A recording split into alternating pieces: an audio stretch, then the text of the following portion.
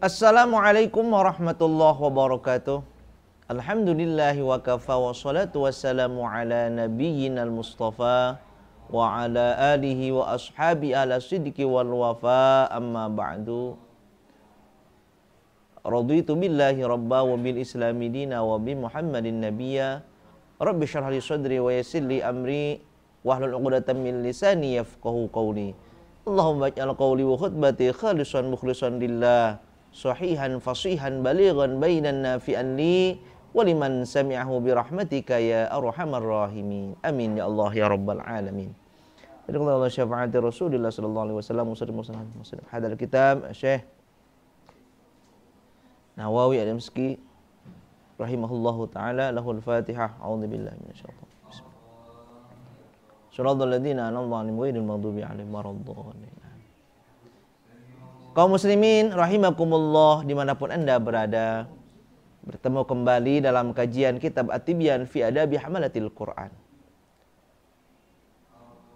Pada kesempatan kali ini kami akan sedikit mencoba menjelaskan tentang pedagogik seorang guru.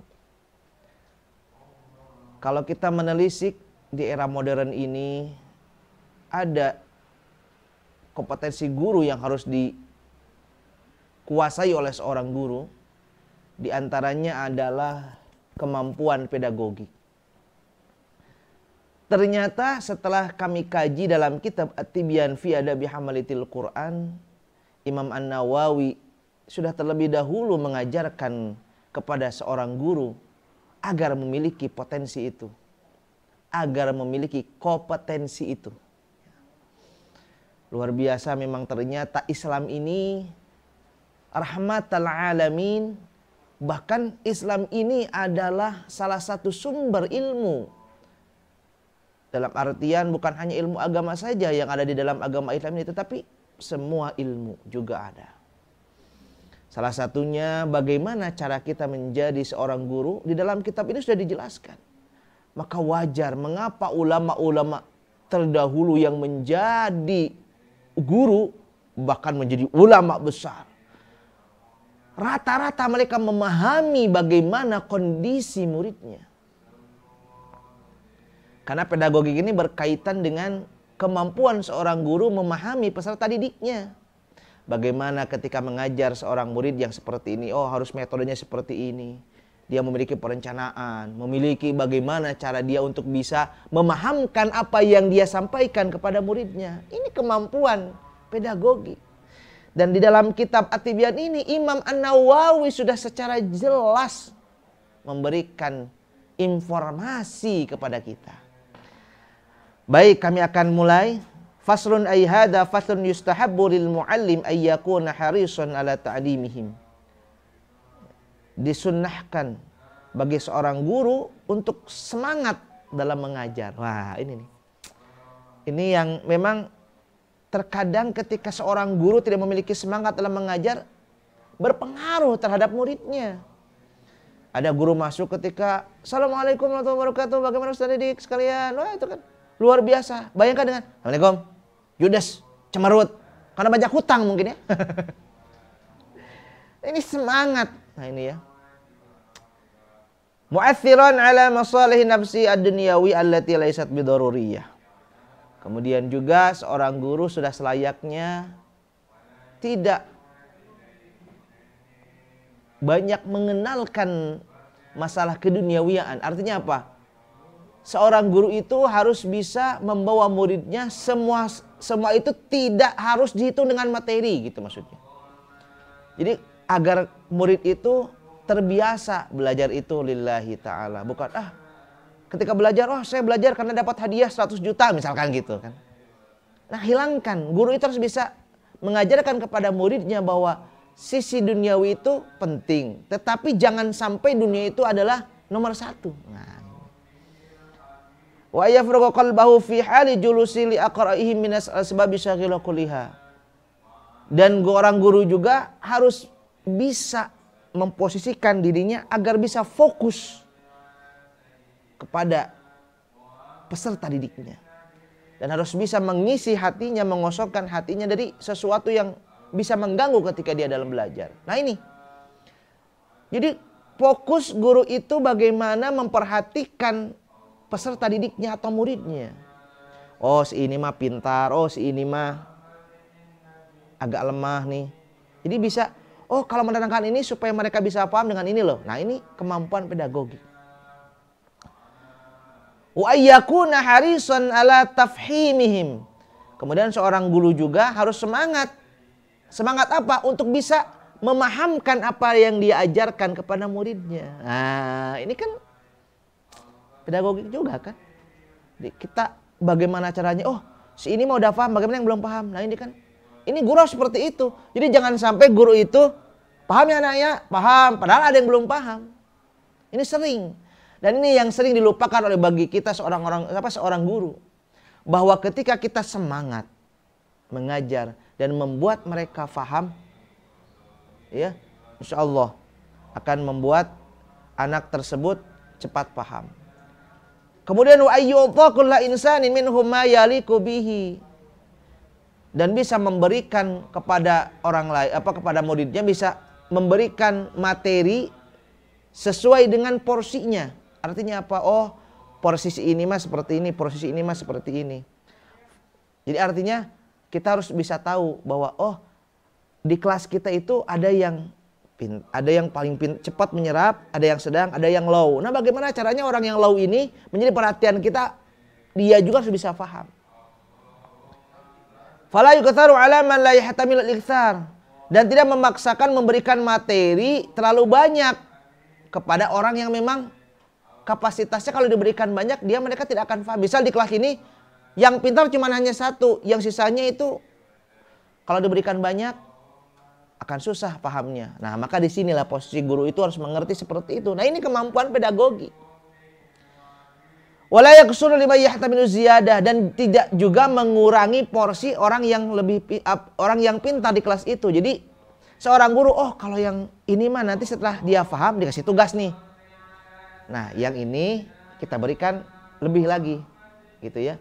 Artinya apa? Artinya ketika yang pintar ini jangan dikesampingkan juga oleh kita sebagai guru. Oh dia udah pintar, biarkan aja dia main. Nggak gitu juga konsepnya.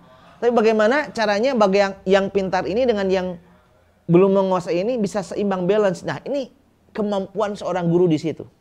Ini adalah kemampuan pedagogi. Imam Nawawi sudah mengajarkan itu. Maka mulai dari sekarang yuk. Ya. Kemudian wa ya'muruhum bi'adati mahfudhatihim, kemudian menyuruh mereka untuk banyak menghafal. Nah, ini memang terkadang ada yang memang apalagi pelajaran yang eksak ya, pelajaran eksak, kemudian juga pelajaran yang memerlukan pemahaman, hafalan. Ya, harus kita tekankan bagaimana caranya supaya menarik gitu bagi seorang guru, muridnya bisa mau menghafalkan itu. Kami dulu pernah belajar dan mencoba ya ketika bagaimana anak yang tadinya itu kelihatannya dia nggak bisa, tapi ketika kita memberikan satu metode yang luar biasa, anak ini bisa paham dan mau menghafalkan itu. Caranya gimana? Berikan motivasi. Ayo kamu hafalnya, misalkan ada anak yang ketika disuruh menghafalkan contoh Al-Quran setengah halaman, dia bisa semenit. Ada anak yang harus 5 menit. Nah ini anak yang 5 menit itu kita harus beri motivasi. Contoh misalkan, kamu setengah kaca susah ya? Cobalah seayat-ayat dulu. Seayat-seayat ternyata dia bisa dalam waktu itu menghafalkan setengah kaca. Akhirnya kan sampai sama dengan yang lain. Nah ini. Di sini guru harus bisa memposisikan diri seperti itu. Wa yasna 'ala man daharat najabatu ma lam yakhsha 'alaihi fitnatun bi ijabi ghairihi. Dan memuji ya, jadi memuji muridnya.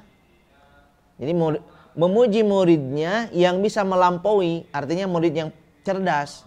Tetapi dengan catatan bahwa ketika dia memuji murid tersebut, si murid tersebut tidak akan merasa bangga pada dirinya dan nanti akan menjadi ujub bagi dirinya. Nah, luar biasanya guru ya. Terkadang ada guru yang tahu, ulama-ulama dulu itu ada yang tahu, oh murid ini kalau dipuji nanti dia akan sombong, maka dia akan gak memuji. Itu sampai seperti itu, sampai sedetail itu seorang guru. Ketika dia memuji, oh kalau dia dipuji akan sombong, maka tidak dipuji. Hanya cukup, alhamdulillah sudah selesai ya, terima kasih ya. Nah, karena kalau dia memuji berlebihan, dikhawatirkan fitnah. Tapi kalau memang ketika tidak dikhawatirkan murid tersebut akan sombong, maka guru tersebut boleh memuji muridnya. Alhamdulillah di kelas ini si Fulan sudah bisa selesai. Tepuk tangan dong. Terima kasih. Kita beri penghargaan yang luar biasa. It's okay. Tapi ketika guru tersebut tahu kalau dia akan dipuji, dia akan bangga, akan sombong kepada yang lain, nah lebih baik diurungkan. Waman qassara 'an nafi ta'nifan latifan ma lam yakhsat tanfirihi. Begitupun juga ketika seorang guru harus bisa memposisikan diri ketika memuji orang yang cerdas, maka dia juga harus bisa memposisikan diri bagaimana caranya memotivasi orang yang belum bisa supaya dia juga ikut semangat mempelajari itu. Nah ini, Masya Allah, berat jadi guru itu ketika kita memahami bahwa kita seorang guru dan itu harus kita miliki.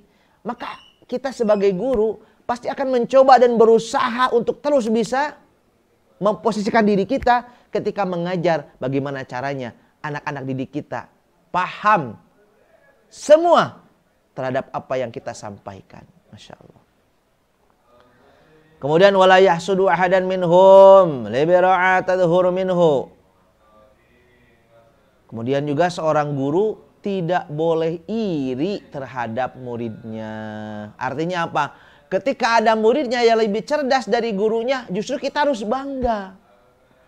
Terkadang ada nih sebagian guru yang ketika muridnya lebih cerdas, wah dia merasa tersaingi. Aduh, nanti gini segala macam.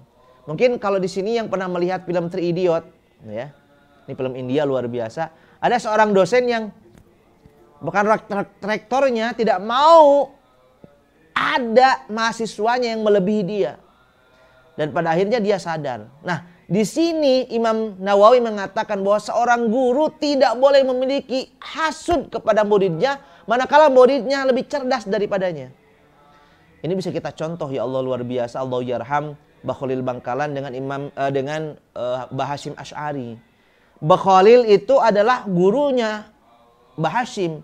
Tapi Bakhalil pernah berguru kepada Mbah Hasyim karena menurut Bakhalil, Mbah Hasyim ini pintar di bidang ini. Masya Allah, itu luar biasa.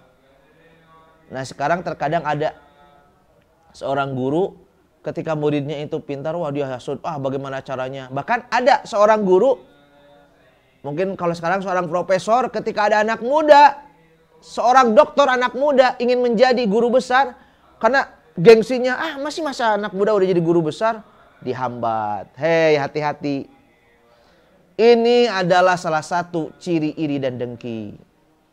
Justru kita harus bangga ketika ada mahasiswa kita usia muda tapi sudah jadi guru besar.